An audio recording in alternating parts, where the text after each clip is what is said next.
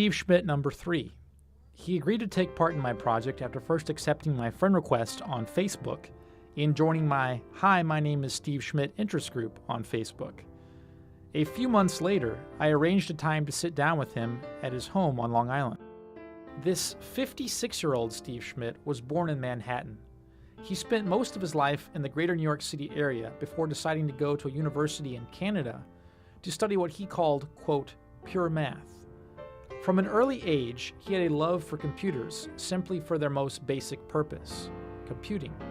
But the communication aspect of it was something I never really thought of. I started working on the interfaces, and then that was communication, but it was all sort of in the background. He first started toying with computers in high school, in the late 60s and early 70s. This Steve Schmidt went on to several positions as a programmer, systems analyst, and webmaster in various capacities within the fields of technology, hospital information systems, and genetics.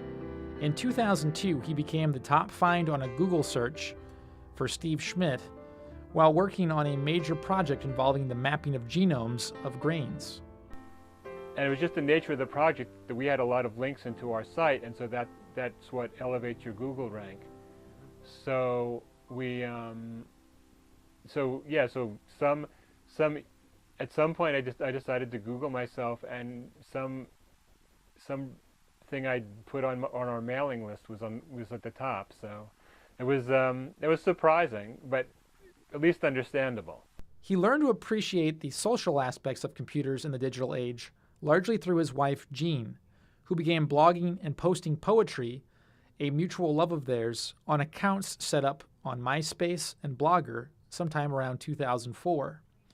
Jean, a registered nurse, would go online while she watched over her youngest son, Bobby, a young man who was born with a collection of birth defects.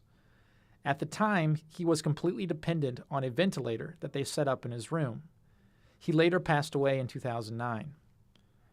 At one point, this Steve posted poems that he and Jean had written to 6 different blogs created through Blogger, some under a pen name of Zechka, a Czech word to honor his family's lineage from that country. When Jean lost her battle to cancer in 2007, though, he decided to drop the name. But after my wife died, when I got back on the poetry scene, I just felt it was too much trouble. Or maybe even before that. I just felt it was too much trouble to have an extra name. And, what do I do if I submit something to a magazine and the rare event of getting a check back happens? I want it to be a special event, not a problem. A few years ago, he set up an account on Facebook as a means of contacting old friends and classmates. He also uses the site to help generate interest in the events associated with a local poetry collective that he helps run and organize.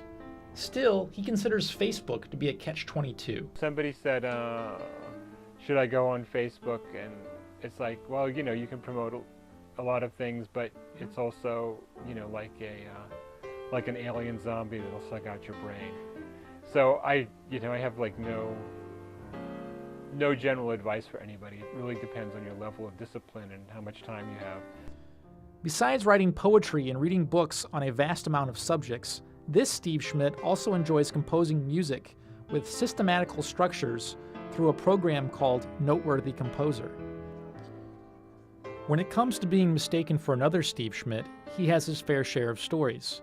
That's what happens when someone with your exact first and last name shares more than just the distinction of living in the same town. It turned out we lived on the same street, and the phone number was off by 1 digit, which was pretty strange. And I never actually talked to him. Jean talked to him and had some conversation, and every so often we'd get a call for him and we'd say, you want the other guy. Although he has never met the other Steve Schmidt, this Steve admitted that he was, quote, vaguely curious about him. So was I, but unfortunately the other Steve turned down my request to take part in this project.